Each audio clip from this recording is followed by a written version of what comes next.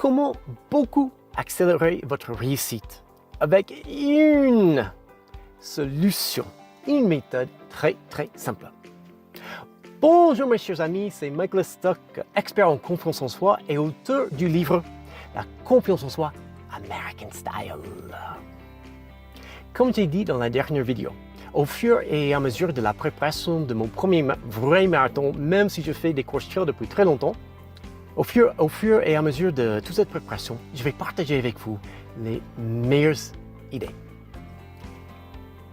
Ceci dit, je viens en live direct de Le Vernet, un très joli petit village dans le 63.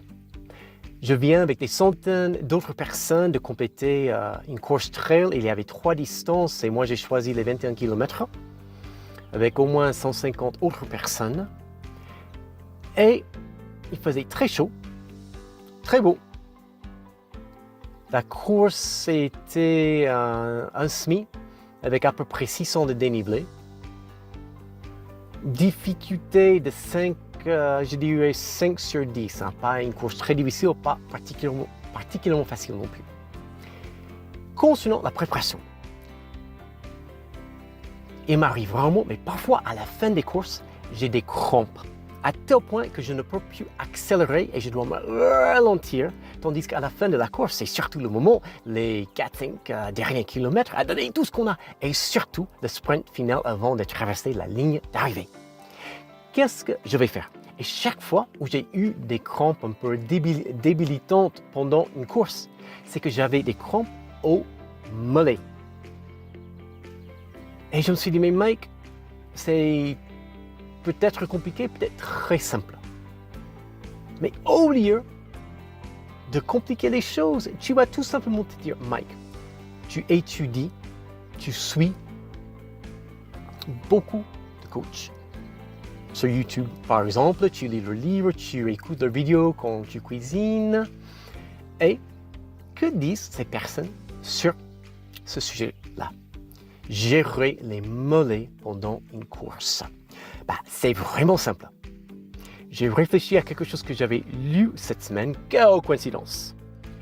Et l'auteur, un médecin qui fait beaucoup de courses, un recours d'élite, il a dit, la force principale pendant une longue course devrait venir surtout des muscles des jambes supérieures, les cuisses, les ischio-jambiers et les fessiers.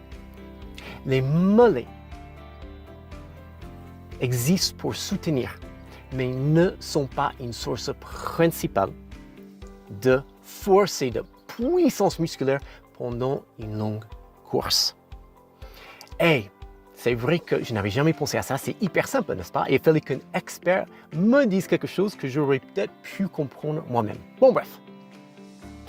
Aujourd'hui, en digérant cet excellent conseil, je me suis dit, Mike, tu vas te concentrer sur ces muscles-là. Tu vas utiliser tes mollets pour te soutenir, bien sûr, mais sans plus. Et c'est sûr certain que c'était une solution très efficace. Pendant presque toute la course aujourd'hui, j'étais vraiment dedans, j'ai pu beaucoup sprinter, je suis vraiment content de mon chrono, assez content de ma place. Et je n'y serais jamais arrivé à ce niveau-là si je n'avais pas appliqué ce conseil très simple d'un expert. Donc, pour tout résumer, que vous voulez faire un nouveau premier dans votre vie sportive ou bien dans tout autre domaine, c'est-à-dire quand vous avez un énorme défi devant vous. Cherchez les conseils, les idées des personnes qui sont déjà passées par là, qui sont déjà allées où vous voulez aller, qui sont des experts par rapport à vous dans les domaines où vous voulez le plus. Construire votre confiance en vous et construire votre vie de rêve. Tout ceci dit, je vous souhaite une fabuleuse journée. N'oubliez pas de vous abonner. Pourquoi? L'un de mes objectifs principaux, c'est de partager toutes mes idées de toutes les façons possibles avec des millions de personnes partout sur la planète. Grâce à votre soutien, j'y arriverai un jour et j'espère sans trop beaucoup plus attendre. Donc ceci dit, encore une fois, je vous envoie beaucoup d'amour. Gros bisous. See you soon. À bientôt. Ciao, ciao, ciao.